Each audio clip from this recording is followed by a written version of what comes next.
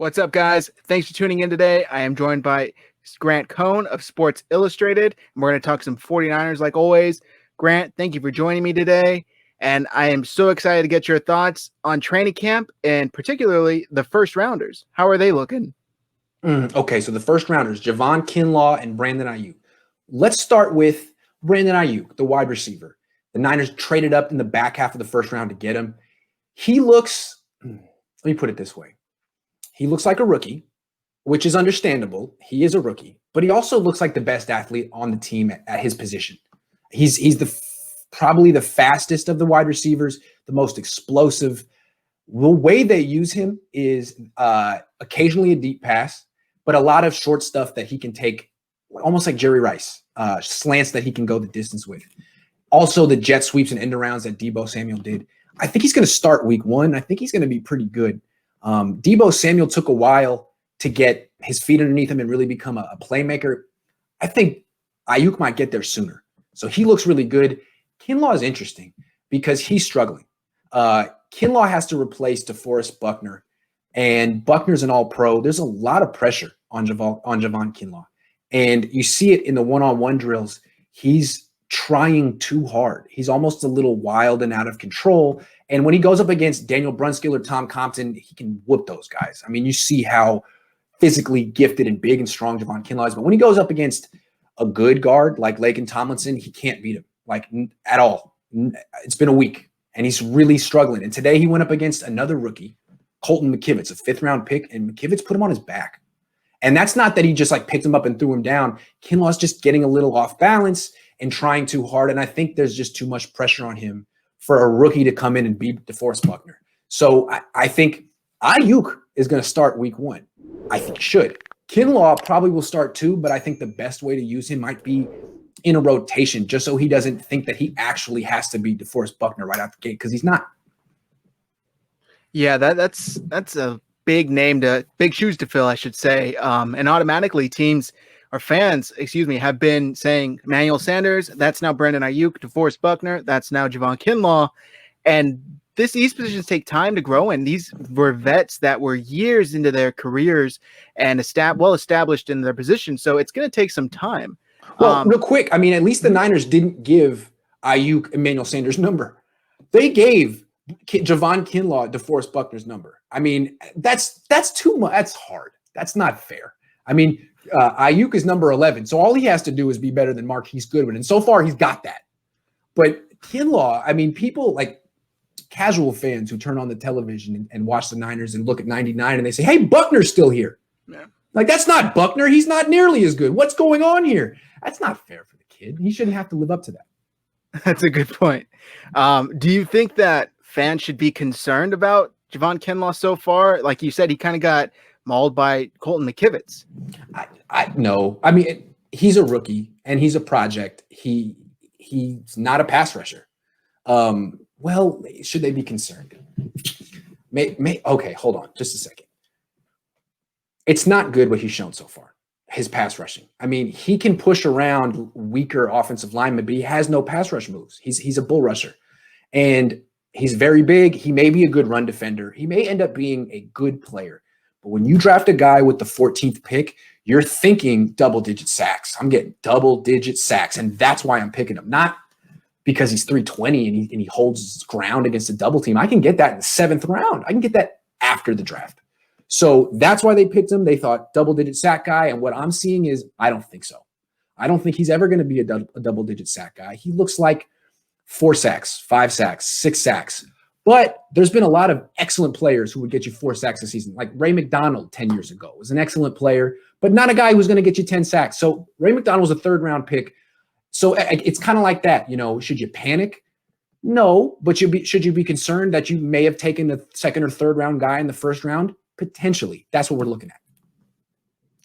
I think it mainly kind of, I don't want to say like ruins the expectation, but it gives fans flashbacks to Solomon Thomas being taken 3rd overall.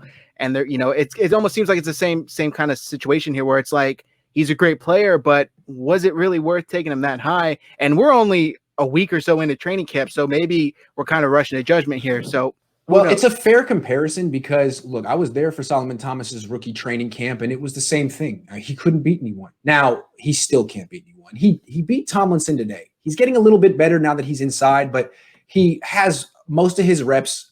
He just gets – he's like he's Velcro. He just gets stuck. And, Kinlaw's like that too. He's just way bigger than Solomon Thomas. The results are similar. They look nothing alike. But, yeah, I think it's a fair comparison right now. I think he has more – potential as a run defender because, again, he's 40 pounds larger than Solomon Thomas, and Thomas can get pushed around a little bit. Thomas doesn't have a position, in my opinion. He's a tweener. He's built like a defensive end. He plays like a defensive tackle. Javon Kinlaw is built like a defensive tackle. He plays like a defensive tackle. I just don't know that he plays like a top 15 pick. Makes sense. Speaking of Solomon Thomas, like you said, he's now in the middle, inside. Do you think that he's in line for a big year now that he's at a new spot? No, I'm sorry. He's playing better. I don't think Solomon Thomas is ever going to have a good year, a big year. I don't think he's ever going to have more than 4 sacks in a season. And he's playing nose tackle right now. He can get away with it on the Niners because he's going against guys like Daniel Brunskill and Tom Compton who aren't going to push him around. Also, the Niners want to run the ball outside the tackle, so they're not really going at him at the point of attack. But a lot of teams run between the tackles. You don't have to run power run between tackles. You can run inside zone, which the Niners do, but it's not really the focus of. They're trying to run behind their tackles and tight ends and all that stuff. So you run inside zone and you put a double team on Solomon Thomas and all 280 pounds of him. That's going to be bad. He's going to get moved down the field. That's why Niners want big D tackles like Javon Kinlaw and DJ Jones. Those are 320-pound guys. They felt Buckner was too light for the wide nine because you're getting double teamed. So he can do it now. I think what the Niners are feeling like, he can do it in camp. He'll get us through some days. But when the season starts, we're going to need either DJ Jones back there or a big guy like Kentavious Street. We can use Solomon Thomas in certain situations, maybe pass rushing downs, but not on 1st and 10 against teams that really can run the ball up the middle. Well, I mean, a lot of fans are kind of hyping him up because he is saying that, he's more comfortable inside. But I think we got to keep it in perspective here. A good year for Solomon Thomas may not be a great year for our other players. It's just kind of respective to how he's played so far. Let me put it in perspective like this real quick. He's played well. A kid named Kevin Givens has played better. No one's writing about Kevin Givens because Kevin Givens was an undrafted free agent. Solomon Thomas was the 3rd pick in the draft. So everyone's curious about Solomon. They want to know what his progress is, and he's improving a little bit. But he's still not better than Kevin Givens. I mean, he's below that guy. And, I mean, Kevin Givens is good. He is pretty good, actually. I think they're similar, Thomas and Givens. Smaller defensive tackles who have some quickness and upside as interior pass rushers. Givens is better at it. He wins more often. So keep that in mind. That's a name to watch. His number is 90. He should make the 53-man roster. And if they're smart, they'll play him this year as a pass rusher. Wow, got a little bit of insight there. I like it. Right. I like it. The kind of whole focus going into this year has been, why aren't the 49ers addressing their cornerback position, especially in the draft? I know that there weren't too many options to where they could have made the choices, but who is starting opposite of Richard Sherman? It's a 3-way competition between Jason Verrett, Emmanuel Mosley, and Akello Witherspoon. It's a fascinating competition because to me, it shouldn't even be a competition. I think Mosley did enough to win this job. And not only that, I feel like the Niners never would have made it to the Super Bowl without him. I thought he saved their bacon week 17 against the Seahawks. Akello Witherspoon was determined to lose that game. And Mosley came in the 4th quarter, saved him, made some key pass breakups, one in the end zone on DK Metcalf, who was having a good game. Then the next week against the Vikings, Witherspoon was going to do it again. He started that game. Mosley came in and played well.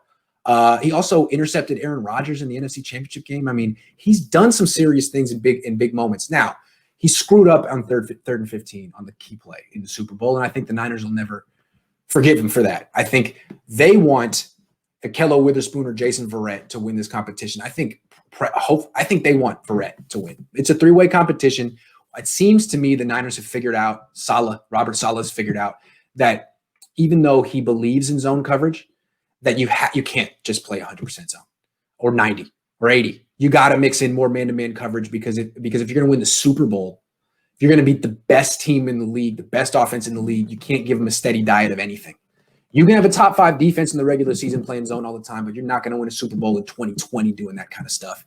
Jason Verrett, when he was good 7, 8, 6, 5, 4 years ago, could really play man-to-man. He's 5'10". He's not the kind of 6'3" corner you usually see in this defense. So he would give him that versatility. Problem is he hasn't been that guy in 5 years. He's had like 11 career-ending injuries or whatever, and it seems to me that he can't run with receivers up the field, and he can't break down and stop with them on comeback routes. But I'm not a coach. They keep telling every reporter that I listen that Jason Verrett looks great. Jason Verrett looks great. I don't see it at all, but he's got another 3 weeks or so to get himself ready for week 1. I wouldn't be surprised if he's a starter, but to me, it should be Mosley. Wow. There's a lot to take in there, but I watched your roundtable that you kind of do Monday through Friday, and I saw the other one with Jose. Shout out Jose Sanchez. He's great reporter. Yeah, but he was saying, why do the 49ers keep disrespecting Emmanuel Mosley? Doesn't make sense. And I'm like, that's like the best way to put it. I was thinking it's kind of like that abusive boyfriend. And every time he beats you up, the girlfriend calls the nice guy who, goes over and, treats her well. And then she goes back to Akello, the abusive, not saying like that, but, it's just funny because it's like the answer is clear to most people. Let Mosley get out there and start. Let him play. He's played well. But it seems like they're just going to hold that 3rd and 15 right over his head until they bring somebody else in to replace him. I think I can explain the phenomenon. It's like most of the time there's a separation of powers in an NFL team. You got the front office and the coaching staff. So the front office picks the players they want. And then the coaches are kind of salty about it. It's like, you didn't consult us. You didn't ask us who we wanted. So we're going to play the best players regardless of draft slot, money, doesn't matter.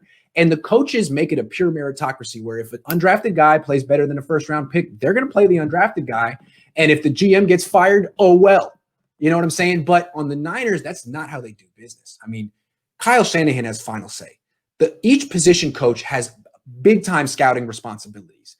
So if Kyle Shanahan and Robert Saleh and a position coach, the DB coach, all said, Akello Witherspoon's a future number 1, draft him in the 3rd round, or Jason Verrett can bounce back and be a number 2 cornerback on our team, sign that guy, give him $3 million.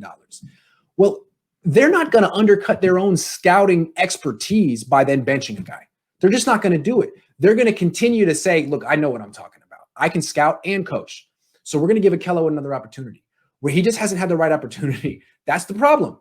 That's why I think there's something to be said for having coaches pick their players. Because when Balky did it, he wouldn't ask Vic Fangio, and he'd get him a guy like Tank Carradine. Vic Fangio goes, I don't know this guy doesn't fit.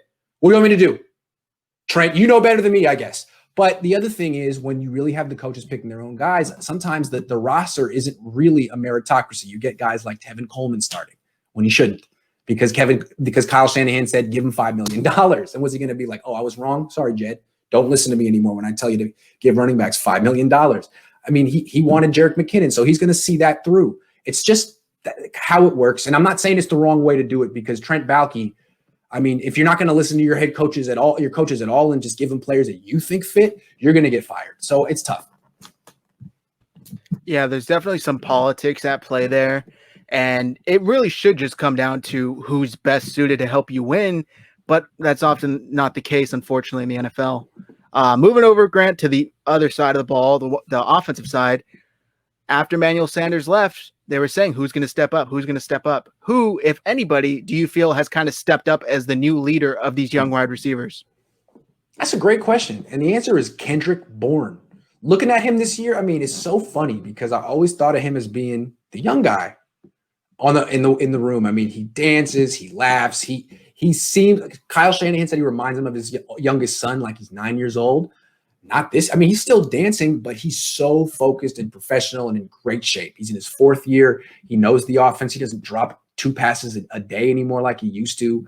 He looks like, I'm not saying he looks like a number 1 receiver, but on this team, he is the number 1 receiver.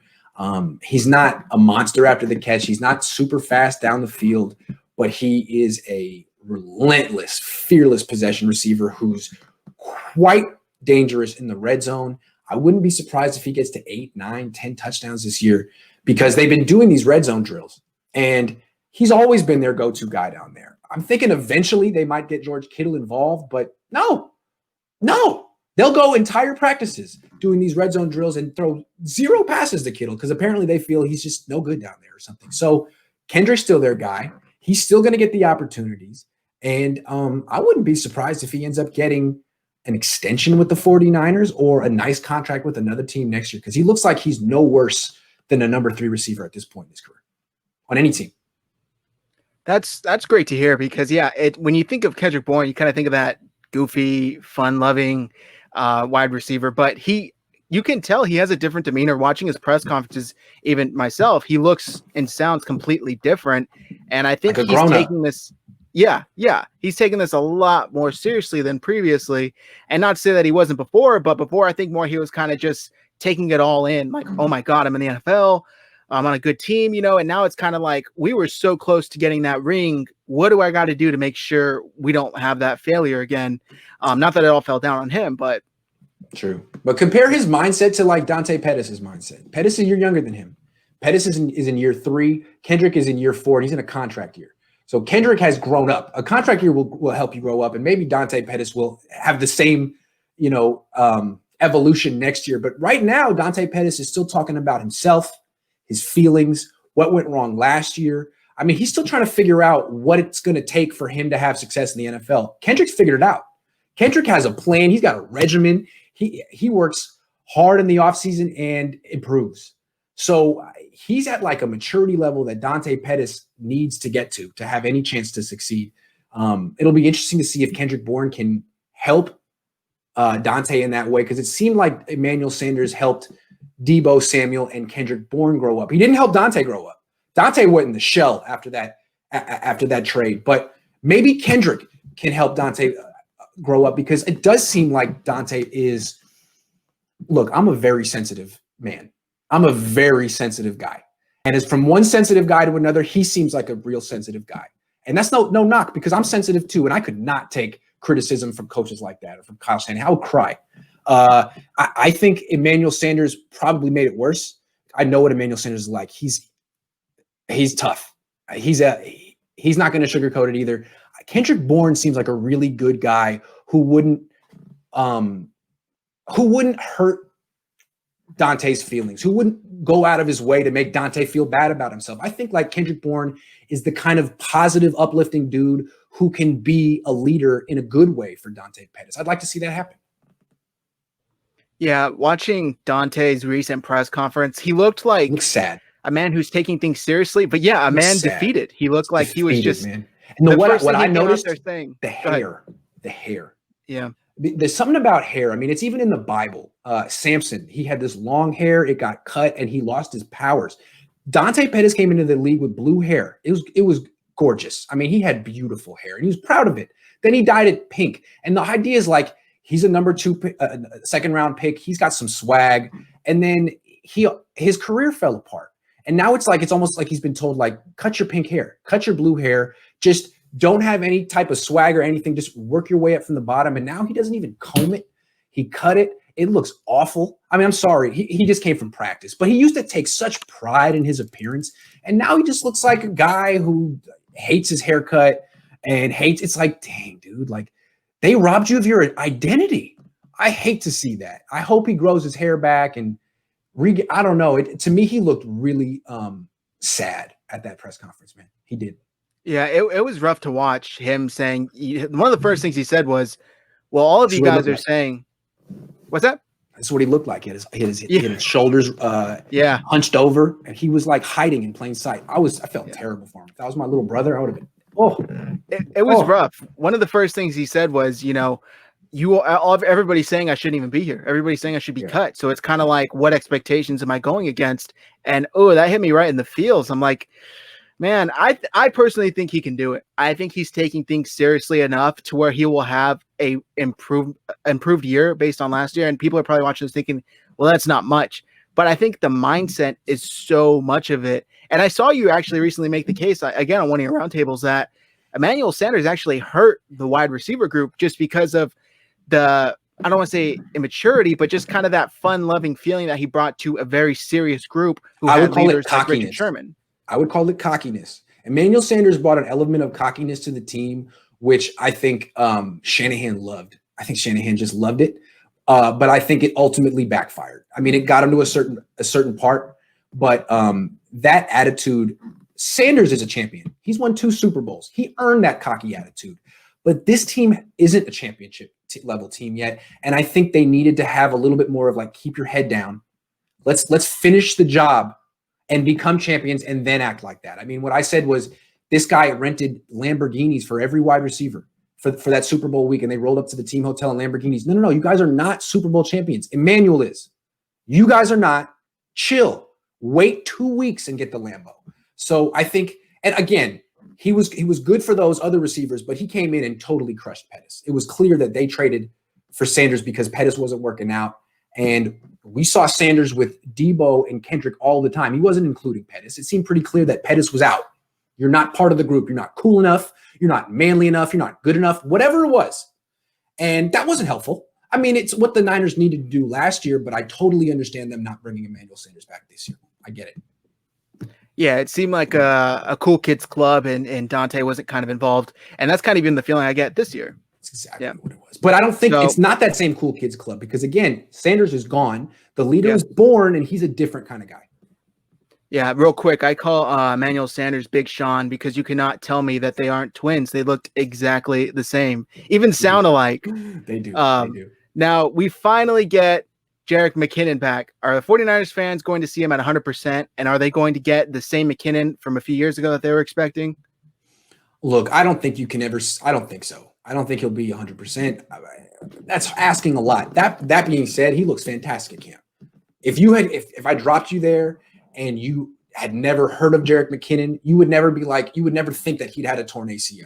Now, I'm not saying he's as quick and fast as he was 3-4 years ago because he's probably not. But he looks like he's going to make the team, have a role, be the third down back, catch 30, 35 passes, and maybe return kicks too. So he's never going to live up to all those tens of millions of dollars they already gave him. But I think he could be an interesting person on this team, especially because the quarterback loves throwing over the middle and needs a running back that he can throw to. Because Brady always had a guy. I mean, always. James White, Deion Lewis. Garoppolo needs a guy too. That's who it is. Interesting. All right. Last question here before we get into the rapid fire questions. What is a believable 49ers conspiracy theory? I saw you guys going over some recently on a video, and I thought it's a fun topic to think of. Oh, okay. Oh, man. Okay. The first thing that pops in my head is that there's beef between Jed York and John Lynch. Now, not irreparable beef because John Lynch works here and is under contract for the next 5 years. So I mean, there's plenty of examples of, people in the same music band or company that have beef but still do business. But I think it's tense between those two. And the reason I point to it is Jed York never acknowledged giving John Lynch an extension, ever. He's acknowledged George Kittle's, other ones recently. So excited. This is great for the franchise. Congratulations. That's what he's supposed to do. I mean, he was right to tweet that about George Kittle. That's your team. But he also should have tweeted the same thing about John Lynch. This is great for the franchise. John Lynch is an extraordinary 49er. This is a great day. 49ers faithful. Give him a round of applause. Something like 2 sentences. And the fact that he still won't do it when I've been tweeting about it for months and John Lynch had to answer a question about it. I mean, it's a topic. I've even written to Jed York directly on Twitter about it, and he's not going to do it. And, John Lynch is so cool, and he's never going to talk about this publicly. So he always says, I love John Lynch. I love Jed York, and I love this organization, and he's so good to me. But then at the end, he goes, hey, Bob, maybe they should send out a press release about it eventually. Never going to happen. Hasn't happened. Never going to happen. Because what I believe happened is Jed York promised Kyle and John. But a promise from Jed York means nothing. Nothing. I mean, ask any coach who's ever worked for that guy. The reason the Niners have integrity now is because of Kyle and John, not because Jed has changed. So he promises one thing, he delivers another. He gives the extension to Kyle, and from what I hear, Adam Peters or one higher up guy, and not John, with no explanation. And John is like, oh, so you lied. Okay, so I'm gone. I'm going to take 2 months off and turn my cell phone off and let you guys run the organization because clearly you don't need me. That's what you're saying, right? I'm overrated. You don't need me? Okay, let's see you guys do it. And things got a little weird over the offseason. Raheem Mostert requested a trade. George Kittle's deal wasn't getting done. Finally, John Lynch comes back and saves the day. And not only that, he gets his extension by going on KNBR and telling publicly that Jed York promised him the extension. And then the most brilliant part of it all was saying, Jed York is a man of his word. He's not going to lie. He's going to give me the extension. Now, I do have to go on the radio and say this. So we painted him into a corner. He went to Stanford. He's brilliant. He's really smart. He didn't get mad. He killed Jed York with kindness and got what he needed. And so Jed York, what I believe, begrudgingly gave the extension, probably had to overpay for John Lynch because John Lynch was angry, I would imagine, but kept John Lynch in the organization. And now it's going to be a while before they actually exchange words face to face. That's going to be an icy relationship for a while, but they're there. Jed's there. Lynch is there. It's no problem. So it's not an issue that fans need to worry about. It's just kind of like behind the scenes palace intrigue that journalists love. That's the kind of stuff I live for. I was not expecting that as a conspiracy theory. There's some evidence there. I mean, I saw you were tweeting out throughout that time period where John Lynch was gone.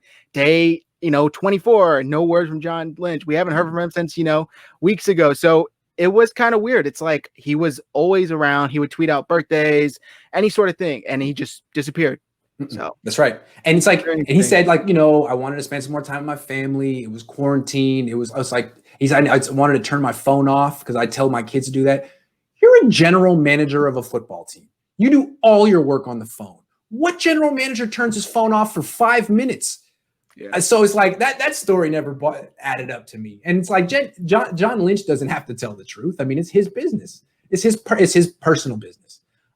So I think it's great that he got his extension. And personally, I think he's extremely clever with how he pulled that off.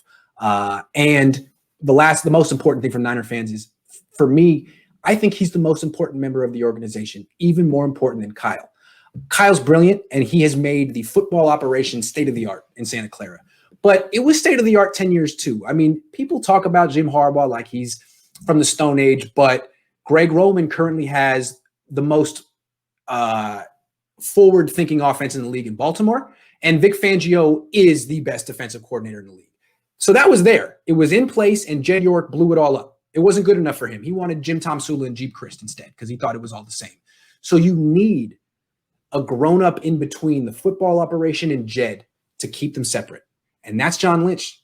And if he weren't there, Jed York, it's just in his nature. It's like a scorpion riding on the back of a toad across a lake. The scorpion is gonna sting the toad, and they're both gonna drown because it's his nature. He can't help himself. That's Jed. You need the buffer, the shield, and that's John Lynch. And he's the best one the 49ers could have. He's so important to that organization. And actually, a prominent member of that team recently described him off the record as Jesus freaking Christ for the 49ers. Seriously, because they understand that this is a team that's had a very bad reputation in the front office for a long time. Jed York, Trent Baalke, Parag Marath, it's all changed recently because of John Lynch. All these players watched him growing up. They respect how he played, and they respect how he does business because they know if he comes into the locker room and says, so-and-so, we're going to take care of you, they're getting taken care of. He doesn't lie. They respect, they believe, they take him at his word. No one takes Jed York at his word. So John Lynch, the MVP, the Jesus freaking Christ of the San Francisco 49ers. How about that? I love it. You certainly paint with words, Grant. All right, moving on to the rapid fire. You can answer these with as many or as little questions as you want. Are we going to see more bad Jimmy or more good Jimmy this year? Good Jimmy. Come on. Experience should minimize bad Jimmy. It's popped up the last 2 days, but he's entitled. It's training camp. Good Jimmy. All right. We talked about this a little earlier, and I think I might know your answer. Should people hop on the Dante Pettis hype train right now? Not just yet. I don't even think he's competing for a starting spot. He's trying to get his career back on track. He's trying to make the team. I think he came into training camp and a spot was not guaranteed for him. He had a great day on Tuesday. I think he needs a couple more good ones, and I think he will have them and ultimately make the team. But no, he's in like the getting himself up from rock bottom stage, not at like competing for a starting job. I think he might be a year away from that, if he ever gets there. Wow. Okay. Who is a surprise player that you think will have a significant impact on this season? Significant impact on this season. Colton McKivitz, the rookie 5th round pick, the guard. I mean, I've watched a lot of Brunskill and Compton so far this training camp. And well, I'll tell you right now, Compton may be a decent run blocker because he's athletic and something, but he can't pass protect. I mean, Mike Person was stronger at the point of attack and pass protection than Compton. Compton cannot start for this team. He's not good enough. This team is too good to be at the Tom Compton level. He should be a backup if he's even makes the 53-man roster. And then Brunskill should not be playing center. He's not cut out for it. So they had an issue. If Ben Garland is back and ready to start week 1, they got no problem at center. And if Colton McKivitz can start at right guard, now they may have a significantly upgraded offensive line. And the reason I say McKivitz is surprising is because today he just dominated Javon Kinlaw. I mean, didn't just beat him, dominated him. I mean, first there was an inside move. McKivitz grabbed him, held him up, and stopped him in his tracks. I mean, you never saw an offensive lineman stop Buckner, or you rarely see an offensive lineman stop Bosa. So for McKivitz, a 5th round pick, to do that to Kinlaw, that was impressive. Then the next rep, he put Kinlaw on his back. I mean, Kinlaw fell down. So if McKivitz has that kind of strength and toughness, you put him next to Weston Richburg, by week 8, this could be one of the best offensive lines in the league, if not the best. Wow, that's great to hear, because especially in a COVID year, you want as many linemen as possible. So if the 49ers got something out of Colton McKivitz, then that's just like found gold. Next question for you, Grant. Did the 49ers luck out by missing out on the Earl Thomas sweepstakes with all of the recent news that kind of came out about him causing a fight in training camp? And there's kind of been some other news with him not being so liked in Baltimore. Maybe. Yeah. I was never really into signing Earl Thomas anyway. I mean, I don't like giving tens of millions of dollars to DBs in their 30s. I just don't. I didn't know that he was going to be so controversial. I mean, first the thing with his brother, now this. I didn't know he was like that. I mean, the players up in Seattle, I feel like they kind of go under the radar. I mean, there's not a lot of national attention up there anyway. So, yeah, it seems like that was smart not to get him. What I would have done is draft who is that guy? He's on the – I forget his name. He's on the Chiefs. His name is Juan Thornhill. He went to Virginia. He tore his ACL, but he was really good before he did that. I always like drafting DBs high in the draft, but the Niners never do that. So, Earl Thomas was not the way to go. Yeah, that whole situation with his brother and his wife, it was really weird. Last question for you. What did you do to Collin Cowherd to make you his mortal enemy and make him say your name like that? According to Grant Cohn of Sports Illustrated. I don't know, but he's been reading my stuff on his show for years. And it's funny, every time he does it, he acts like he's never heard of me. It's like, this is the 8th time you've read my article to clown me. It started a couple of years ago. I wrote an article saying that Bill Belichick has had a negative impact on the NFL. I was trying to have a hot take. I believe it because he's the greatest coach of all time. But his lasting legacy on the league is just killing media access. Before he came in, every practice was open to the media. And it's not that we saw, it's fan access. There was just more that fans could experience. Bill Belichick took advantage of all of that. He introduced military-style espionage into the NFL. Another word for that is cheating. So what every team has to do is shut down their access, their practices, and guard information, lie to the press, lie about injuries, conceal that stuff, all because they're afraid that Belichick's, one, they're afraid that Belichick's listening. 2, they feel that it's a copycat league. He's been the most successful coach of all time. They have to be paranoid as well. So I think that's an awful an awful legacy, because the reason the NFL became the number 1 league to begin with in the 70s and 80s is Pete Rozelle, the commissioner back then, was a former PR director and understood that the issue with the NFL is that all the players wear helmets. The fans can't see them. They're very impersonal. You need the media to humanize these people, write stories, write features about the backup guard, where they're from, who they are. And we're getting pushed further and further away because of Bill Belichick. And I guess Collin Cowherd didn't get it. So he's been making fun of me. And so every time he brings me, reads one of my articles on his show, he like mispronounced my name, but he seems to like the topics I bring up because I give him stuff to talk about. So maybe next time, maybe eventually he'll learn my name. Although, hey, keep mispronouncing it, bud. I like it.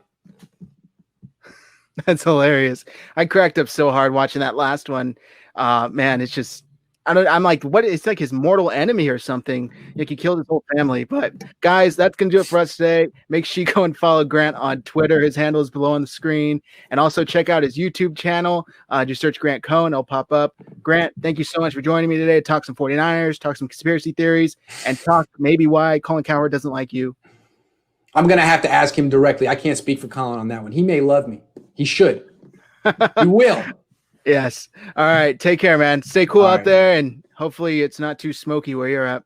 Yeah, you too, man. Take care.